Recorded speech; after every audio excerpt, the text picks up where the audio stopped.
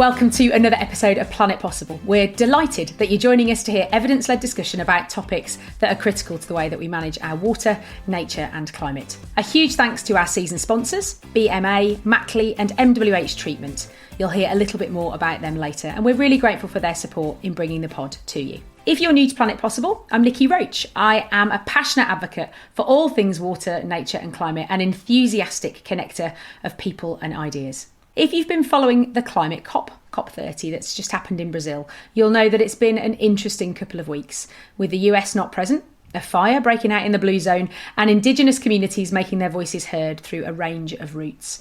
And in today's episode, we're going to go beyond the specifics of this 2-week climate conference and reflect on the shifting geopolitics of climate leadership and what it could mean for our future generations. So to help us navigate the topic, I'm joined by two experts in this space. Dr. Clare Richardson-Barlow, a political economist with a focus on the Asia-Pacific region and Professor of International Politics at the University of Leeds and Principal Fellow at the Priestley Centre for Climate Futures, Richard Beardsworth. So Clare, Richard, a very, very warm welcome to Planet Possible. I'm really pleased to have you with us. Great to be here. Thank you so much. So let's start with thinking a little bit about COP30 and why it matters so much and the context in which it's happening. Richard, can I maybe come to you first for that?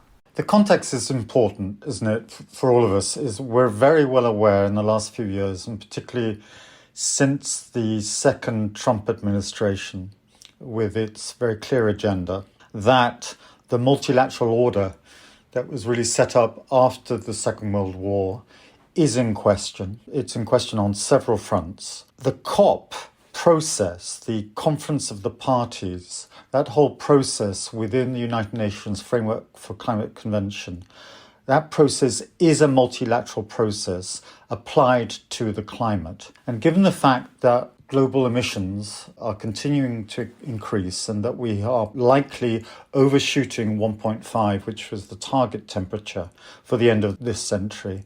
We're going to overshoot probably by the first 2 years into the next decade. There's a real sense that this multilateral set of negotiations over the last 30 years has failed, that it is unable to bring emissions reduction, and as a result, its mitigation strategy is awry. Within that general context, the 10th anniversary of the Paris Agreement, which is what COP30 has been for the last 2 weeks, to celebrate in some ways and take forward the agreement of all countries party to the UNFCCC Convention, that agreement to take temperatures down to 1.5, if possible, but between at least 2 degrees and 1.5, becomes all the more difficult given where we are.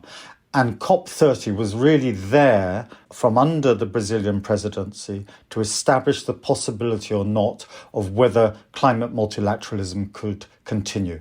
So in that sense, for me, it's been a very important COP, whatever actually the outcome is at the moment, because it's testing where we are in this difficult geopolitical context, where we are around climate multilateralism in particular, but also in terms of climate multilateralism being a test for multilateralism and the politics of multilateralism in general. Yeah, I mean, there's some really big, as you say, opportunities to test some kind of global themes beyond climate, aren't there, really, in terms of how do we make decisions, what's the new world order? Clare, your expertise is obviously Asia-Pacific with a real focus on China. What have your reflections been on COP? And I suppose what were you expecting and what did you see? Well, within the context of what Richard has discussed, which really lays out a clear picture around the kind of the policy and geopolitical importance, this COP also came at a time where we're moving past easy wins. So we're at a stage of setting long-term goals and really addressing how we can confront some of the major challenges, particularly while we're experiencing climate overshoot, rising inequality, and geopolitical tensions. And a lot of that is really present and amplified in the Asia Pacific. And China, of course, is playing a role in a number of those issues. So we're also seeing within that context that progress is uneven. So some countries are accelerating their transitions and others are still expanding fossil fuel capacity. And many are simply struggling to finance basic adaptation. So COP is really a test of whether or not global cooperation can keep pace with climate reality. So for me, I was really hoping to see some clarity and what I've been referring to as courage in financing, whether that's a roadmap or specific plans as opposed to just lip service. And then also serious conversations about overshoot and justice. And we can discuss whether or not some of those things actually happened. I guess I'm keen to hear, in a headline way, how much of that did happen. So you've talked a little bit about what you were hoping for. What did you see? Were there any chinks of positivity, or are you left feeling a little disheartened? I think there's definitely positivity in that we saw a coordinated, agreed upon movement among emerging markets and what's often referred to as the global south or developing countries. There was a lot of service given to justice and a just transition and coordination and monitoring of what that might look like. But of course, the sort of plans don't necessarily at this stage show us what's going to happen over the next year. And I know that there is definitely some real criticism of what some of the mechanisms and roadmaps that were discussed might actually look like and how they might be implemented. And so it's sort of a cop-out to say this, but both positive and negative outcomes from COP. We saw coordination in voices, but then also coordination in criticism of some of the solutions that have been proposed. I feel like that is literally a cop-out. That's excellent. It's a nice... So, Richard, if I come back to you, maybe I'd be keen to hear some of your reflections, rather like Claire, on what did you actually see? And then if we start to then think about what does that mean moving forward, I'd love to hear your thoughts on that. I think COP30 under the Brazilian presidency and the Mutirão initiative and the ultimate Mutirão decision, Mutirão being Brazilian Portuguese for working together towards a collective end. And it is a term that I understand is an indigenous term. I think what one saw at COP30 was a Brazilian presidency very much saying this is the 10th anniversary. We can no longer negotiate. We don't need to negotiate anymore. We need to implement. This is an implementation COP. So the bar was set really quite high because then everybody, including those critics that Claire's referring to, everyone's looking to see, right, well, where is the delivery? Where's the delivery? If that's the call of COP30, implementation, less now negotiation. In fact, what we saw was very much a negotiating COP, particularly around what we've all heard of at the end, after the fire that you alluded to, Niki. These two blocks, or perhaps three blocks, with regard to the proposed roadmap to a fossil fuel phase out or exit. Really important moment trying to go back to COP28 and the overall United Arab Emirates decision, cover decision, which was to mention, despite the fact that it was housed in a petrostate, there was leadership there to mention for the first time ever in 30 years of COPs, that there has to be a transition away from fossil fuels in a just and equitable manner. That wasn't mentioned in COP29 in Baku last year, and there was very strong pressure to bring it back in as an absolute condition of mitigation targets and the way to get there. So as implementation, since 80% of greenhouse gas emissions are produced by fossil fuels, the only way we're going to get to these targets, between 1.5 and 2 degrees, with an overall floor of 1.5 if possible, and we're overshooting. The only way to do it is to phase out fossil fuels. Everybody is utterly aware of this. So the fact that at the end there were these two blocks, 80-odd countries, wanting in the final cover decision, the cover decision which is a political summary of where the conference has ended, and is an important statement, even though it is legally non-binding. There are 83 countries that wanted a reference to a roadmap to scheduled fossil fuel exit in a fair, fast, and financially funded manner. And that there were 80 countries who didn't even want referenced. So they wanted to go back before COP28 in some ways. They didn't want even a reference to fossil fuels. You literally had almost two teams sided up against each other with 30 countries, because there are 192 countries overall within the UNFCCC agreement, with 30 countries sort of moving on particular issues one way or the other, but not making it clear where they were. So I think in some ways that was disappointing, not to have something taken up as a delivery COP around what is the major cause of the increase in temperatures in our post-industrial era, and where there is, going to the question of justice, historical responsibility from the North, without doubt, and we can come back to that. That there wasn't any give on that there was a block between these two blocks, is less a cop-out in some ways, although I love that term for us here, than the fact that what we saw basically was the fault lines became very clear. There are countries wanting to lead forward towards a scheduled fossil fuel exit.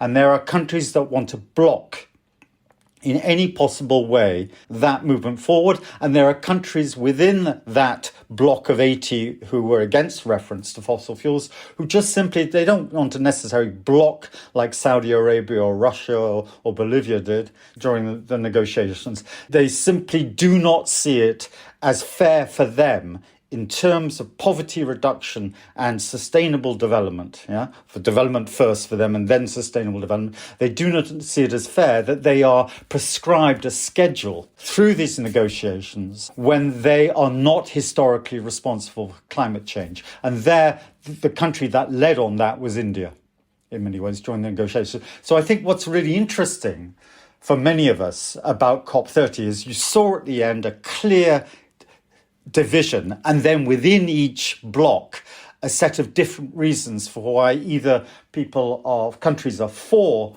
the exit, a roadmap to the exit, or do not want reference to fossil fuels at all for the moment. And that is, both in terms of climate diplomacy and in terms of climate leadership, I think for me, the real issue that we have to take forward, and perhaps we can come back to how that will be taken forward in the future. I think it's a platform for now new innovative leadership around climate. And that is a good thing, even though it was disappointing not to see an agreement. But gosh, if there had been agreement, that would have been an extraordinary thing. That said, and I know, Claire needs to come back and Niki, you need to come back. So let me not monopolise. But very quickly, I think there were platforms set up like the Action Agenda, like the Bellum 1.5 mission agenda. There were agendas for delivery for both negotiating actors and for non-negotiating actors, business, cities, global and domestic civil societies. That's within the Action Agenda, to look at mitigation and adaptation, crucially both, within sectors, transport, agriculture, power, and so on and so forth. And that Action Agenda is actually very exciting, that is coming out of Bellum. When I actually read the detail of that Action Agenda, I realised that actually that is an important agenda that's going on. So there are platforms, despite the blockage, despite the disappointments that Claire has referred to in terms of actually what delivery in some ways, and there climate finance is a difficult one. There are platforms for ongoing action which work within the Paris Agreement. Thank you, Richard. Mackley is a civil engineering contractor specialising in water sector infrastructure, coastal projects and river works. Striving for a sustainable future, Mackley helps communities prepare better for climate change, maintain water security and enhance biodiversity. With a proud 98-year history, Mackley continues to skillfully tackle the most challenging and complex projects in water. MWH Treatment is one of the UK's leading water and wastewater process contractors. MWH offers a truly integrated design and build service that's uniquely dedicated to the water industry. With an innovative and future-facing approach, everything MWH does is guided by its purpose to shape a better world. Claire, if I come to you, you've obviously got a real expertise in China in particular. China is often used, certainly in Western media, as a way of supporting sort of whataboutery, well, we don't need to do anything here because what about China? And given what Richard said about that sort of shifting global leadership on climate, where does China fit in that sort of divide that Richard's just talked about? Well, sort of overall in terms of China's role, there's definitely a dialogue around China's role as the largest emitter globally, and then what that looks like in terms of its leadership and how it responds to those emissions. And China has undeniably filled a vacuum that the United States has sort of left open by not engaging. And I think that it's really important to point out that looking at China in terms of largest emissions is really only one part of the picture. And its role in leadership in climate change, both at the COP, but also globally, day to day, is really important and requires three clarifications. And the first is that we're looking at sort of a per capita emissions issue. There's also historical emissions, and then there's China's dual role. And that's the piece that I'd like to kind of pick apart. China's simultaneously the largest emitter and the largest investor in renewable energy, and the largest manufacturer of clean technology. And so in terms of leadership, whether it's stepping up and at COP taking on particular targets, or also sort of walking the walk and talking the talk, it is pushing progress in the climate sustainable development space. The scale of China's build of clean energy is extraordinary. It's installing more solar capacity each year than the rest of the world combined. Now, that doesn't excuse its coal dependence, but it does show a more complex reality than we might see in traditional media narratives. And so when we're talking about Chinese leadership, even if you were to do a Google search today, China COP30, a lot would come up around, is China presenting itself as a leader? Is China filling this space? And often, is China the problem? And I would say in response to that, China is central to the problem. And it's also central to the solution.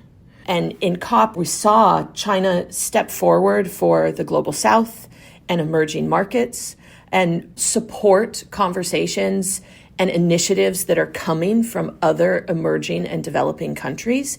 And that's really important. China is both pushing for those countries that feel they may have a smaller voice often, and it is also pushing forward for what it deems as possible targets and adjustments. And I think that's really important. And is it in that camp that Richard talked about around wanting to exit from fossil fuels? Because as you said, it's got a huge dependence still on coal as this kind of economic powerhouse. So is it trying to be in both camps, or is it having a stronger foot in the moving to renewables, but it's a bit slow on the transition? That's a really good question. And I would also, on the leadership side, defer to Richard here. But I think that it's definitely trying to take on the let's move away and transition in a way that doesn't leave our people behind. I think it's more complex than just being for or against. China really is a good illustrator of the challenge for emerging markets. How do we engage in climate change mitigation in a way that allows us to continue to benefit development and bringing populations out of poverty, improving day-to-day quality of life? And that requires electricity access, which requires the generation and the utilization of a variety of energy mechanisms, of which fossil fuels is just one. Richard, what do you think there? I really agree with you. You've laid it out very well, Claire. I think in terms of leadership, I wouldn't disagree with you, but I would want to say the following. I don't think it changes the picture you're laying out. I think China was quite quiet at COP30, with the US absent, although there were a lot of people from the US delegation there, but only in a private capacity. So a lot of Americans were there at subnational level, but also members of the delegation. But obviously they weren't there as a party. As a result, one lacked a coordinating mechanism, as it were, where climate leadership has been really important when it has been taken up by the US and China, and I think particularly of the 2 years going into the Paris Agreement and the kinds of commitments they made publicly in the 2 years running up, allowed for confidence in the Paris Agreement. And so many people think actually without their co-leadership, the Paris Agreement would not have been possible politically. What we saw at COP30, I think, is, yes, the importance of the US absence. For some in the South, it was quite nice not to have the US there in many ways, because it allowed a shift more to global South leadership. And I think that's very important. But as a result of the US not being there, any sense of climate leadership, assuming the mantle at a global level from China, was also absent. That cooperation between the two of them has disintegrated, and China is not yet ready to assume the mantle of global leadership itself. History is a long process for China. Yeah, it will take its time, even though clearly the urgency of the climate requires much speedier global climate leadership. I don't think China is going to offer it, but I think the kind of leadership it does offer, and Claire mentioned very importantly the leadership for countries in the South, is that it can deliver. It has that capacity. It is leadership by capacity. It can deliver at a scale that no other country or coalition of countries can deliver at the moment with regard to the green energy transition. And that is very important. What it lacks within that is an ambition to lead for everyone. It just doesn't want to, doesn't see itself in that position. And so it's much more a transactional leadership that's going on. I think one saw that there in COP30 around the energy transition. Claire, come back to me if you think I'm wrong. No, I totally agree. And I think you've highlighted it, whether purposefully or inadvertently, a really important point about China. And that is that China has been burned in this space, in the sort of global narrative so significantly that stepping forward in a way where they say explicitly, we are going to lead, doesn't serve them at the moment. But stepping forward in a way that is sort of silent leadership does. And I heard another expert give a really good quote that I'm going to steal. They're from the Asia Society, Li Shuo. They said, the most important voice at COP isn't necessarily the one with the loudest microphone. It's the one that is doing the work behind the scenes and investing. And China really is, in that way, embodying that at the most recent COP.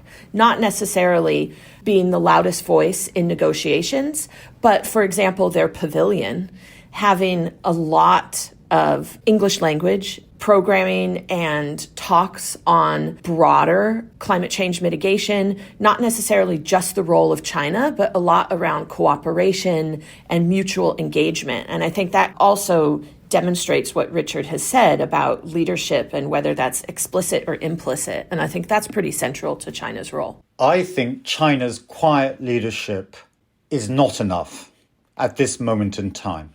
And I think particularly with regard to accelerating a just energy transition.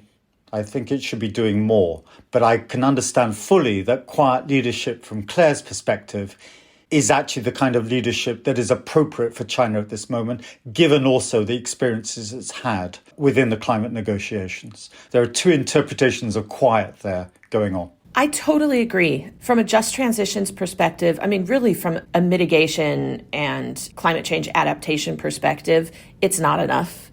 Unfortunately, I think this is what we're going to see from China going forward. So if I can ask you both then, where is global climate leadership coming from? It sounds like the quiet leadership engine house, if you like, of transition is maybe China. But what about leadership, visible, active, urgent leadership? Did we see or hear anything either at COP or beyond that's given you a sense of hope that there is some of that happening? If I go back to what I saw as a defining profile of COP30 in those two blocks, either pushing for a roadmap for exit or not even wanting reference to fossil fuels within the final Mutirao decision, the political outcome of the COP's 2 weeks, it's clear that someone like me is going to look to those countries that were in the coalition for going ahead with the roadmap. And the EU was a very strong leader within that. The small island states were very strong. The vulnerable countries in Africa, despite the overall African Union position, which is much more for poverty reduction and therefore waiting things out, and access to gas is critical. Vulnerable countries, with the overshoot particularly, they are leading. The leadership is not coming necessarily from big countries at the moment. What's happened with the withdrawal, I think, of the US, but it's to be seen. I mean, there's still a lot of uncertainty from the negotiations. And the kind of geopolitical world we're in is we're going to see leadership, I think, emerge at various levels and in various coalitions. And it's holding the coalitions that's going to be critical. That's why I was so concerned in some ways earlier with Clare about, we lacked a coordinating mechanism. The US could sometimes do that. Sometimes it could sabotage it. But we don't have that global coordinating mechanism at the moment. We don't have it in terms of global governance, obviously, but we don't have it in terms of a country leading at the moment, because also China wants to be more quiet at this moment in time. So I think we should be looking to coalitions and the leadership of those coalitions. And there, the really positive thing for me about COP30 was not only the number of countries in that coalition for the roadmap, but also the fact that Brazil assumed a very strong presidency. Even though it didn't get what it wanted to deliver on many fronts, it did assume real climate leadership. And I think that promises a lot for its presidency for the coming year, because it has the presidency for the next year, and for the way it then hands over to Turkey and Australia for COP31. Yeah, I would just agree that we saw at COP30, leadership is more distributed this year. We're in a really multipolar climate landscape, and so leadership is no longer owned by a single country. It's becoming a coalition of ambitious actors. And the way in which we saw mechanisms develop out of COP, many of which are still hanging in the air, and we don't know how those will actually be implemented and who will ultimately be signed on to those. We're seeing leadership in a variety of different moving areas. So, for example, on finance, forests, mitigation, technology, etc. BMA is a next-gen AI decision intelligence software company. Their cloud-based platform, Decisio, redefines how water and energy companies approach their infrastructure planning to make better, faster and more connected critical decisions, simultaneously achieving net zero, resilience and financial sustainability. So I want to bring it a little more UK-centric if I can. We've talked about some of the challenges, particularly around a just transition. And I think naturally, my brain anyway, thinks about the global or the geopolitical south. And actually, as Richard talked about, those 80 countries, some of which are maybe dragging their feet because it's hard to transition in a fair way.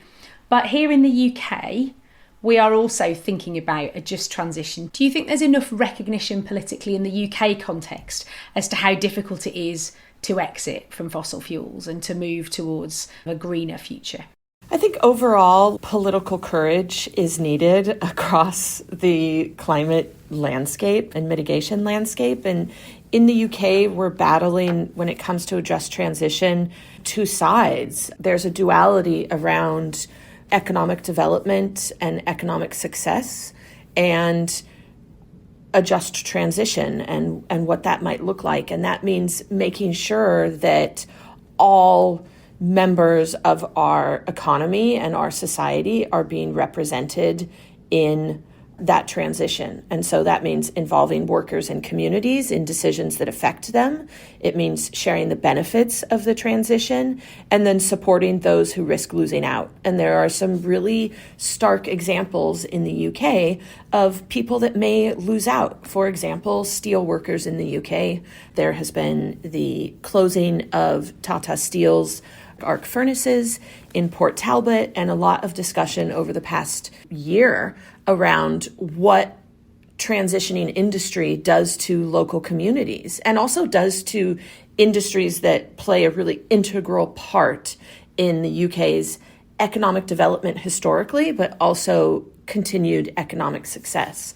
And so having political courage to acknowledge those challenges and then also take a holistic approach to how we address them is really needed. I think the UK is doing a lot of really great things in the climate space, and the example of Tata Steel's transition towards cleaner steel or quote unquote green steel is a really important example, but the way in which that process played out is also a really good illustrator of how difficult this is and how many voices need to be included in the room. All I'd want to say in this context, and I'd want to put the national in an international context, just as you're putting the international in the national context, I mean, it's both ways, isn't it, Niki? What we're talking about is the political economy of transition, and that it is done in a fair way for as many as possible. And it's quite clear that if we fail in that, then there is a backlash, and the backlash comes in forms of various reactionary populism. So we know the political agenda and we know the economic agenda. The dilemma is that unless countries of the north who are meeting real fiscal constraints at the moment and this populist backlash, we see it very, very clearly in the UK. Unless we are able as a country to offer finance abroad, someone like Farage will say climate finance, going to foreign countries. And then obviously the word foreign is derogatory. Unless we do help countries that are more vulnerable than us, and countries towards whom we do have a historical responsibility, unless we find a way of doing that, we're going to get a backlash from the south, or rather we're going to get a continuing blockage with regard to what is required to get us to mitigation targets. And in that, therefore, we cannot separate adaptation and mitigation. We have to finance adaptation to the climate realities that are coming for the most vulnerable countries in the world. And the UK has to be part of that. The dilemma is that if we can't do that, then the South will not be interested in moving forward to a transition away from fossil fuels. So that dilemma, without political legitimacy, northern countries cannot go forward and basically offer the climate finance that is needed for both mitigation and adaptation. And on the south, without having that credit from the north, countries in the south will not go towards a roadmap for fossil fuel exit. We have to solve that dilemma. And that dilemma, I do think that dilemma has to be solved by climate leadership. And I think it is very difficult. And I think the UK is absolutely stuck in that dilemma at the moment. I don't have a solution to it. The way to do it, and it goes back partly to what Claire was saying, is to break things down into sectors. For example, in the UK, be absolutely clear where our subsidies should be going. Be absolutely clear that anything about getting to net zero is about going and creating communities who see the co-benefits in terms of health, in terms of job opportunity, in terms indeed of lesser migration into the country at this moment. Those co-benefits with a transition to renewable energies have to be seen very explicitly and owned by people, not simply prescribed in a regulatory way from above. Maybe through that we can begin to solve the dilemma that I refer to. I think it's a really interesting question. Again, I think we could spend a whole conversation on it because it is so difficult. And we all know it's difficult because that is our political reality at the moment. I was just going to add, in the way that we talked about climate leadership being demonstrated at different levels at COP, there's also barriers nationally at different levels.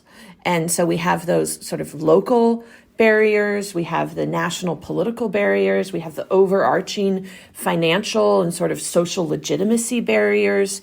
It's interesting the way in which those issues, both internationally with the broader COP and then nationally, kind of mirror each other. Yeah. Oh, it is complicated. And I think populism and the rise of populism is fascinating in relation to climate. But as Richard said, we could do a whole other episode and we are painfully short of time. So I'm going to pass you the Planet Possible magic wand. You knew this was coming, hopefully. And whilst Richard said, I don't have all the answers, I suspect you might have at least one. So give it a wave. Claire, I'll come to you first. What would you like to make possible in this space? I alluded to this slightly earlier, and I've given this a lot of thought knowing that it's coming. And I think ultimately waving that wand and creating political courage that matches our scientific understanding would solve a lot of the problems we're talking about. We know what has to be done. We have the technologies. We have policy tools. What we lack is really space and bravery to make bold decisions. And that's really illustrated at COP30 this year with the variety of mechanisms, but no real bold action points that we are taking. We exist in an environment that is really geared towards short-term gains. We need to be putting in place and utilizing political courage that gives us long-term solutions with immediate efforts. Courage, that's a good one, absolutely. Thank you. Richard? I very much like what Claire was saying there. So moral leadership that is politically embodied is just critical at this juncture. But for me, I think the magic wand would be there to solve the dilemma that I spoke about a moment ago, if we can find a way to solve that problem between northern countries and southern countries in such a way that we can get to a majority that can accelerate and that can become contagious, because that's the way climate action happens. It's through contagion and leadership by example. If we can solve that dilemma, big if, in such a way that there can be this general movement to phasing out from fossil fuels, we're in a position where we can, by the end of this century, return to 1.5 as our temperature horizon, beyond which there is general climate consensus. We enter tipping points, and I don't think any of us want to get into that arena. And it may well be the case that some tipping points are already there. But that said, and we'll leave that to one side, it's resolving that dilemma politically at international and national levels such that there can be a roadmap for all countries in a scheduled with different pathways, but in a fair scheduled way that is climate financed, that we need to get to. And that's where we need the magic that you're offering, Niki. Yeah, right. Well, some really big thoughts to leave us with, both of you. Thank you. And as ever, time always flies by, and I knew it would again with this one. So we've landed at the end of the episode, but thank you for joining us. I hope you found the conversation that we've had insightful. I hope it's given you something to think about in your world. You can subscribe to Planet Possible on your usual podcast player to never miss an episode. And we've got more fantastic guests and topics lined up for the rest of this year and into next, including our December mini pod with John Curtin, former Chief Exec of the Environment Agency. All that leaves me to say is a huge thank you to my superb guests, Dr. Clare Richardson-Barlow and Professor Richard Beardsworth. So thank you both of you for joining me. Thank you very much indeed. Thank you. That's it, everyone. Stay curious, stay connected, and we'll see you next time.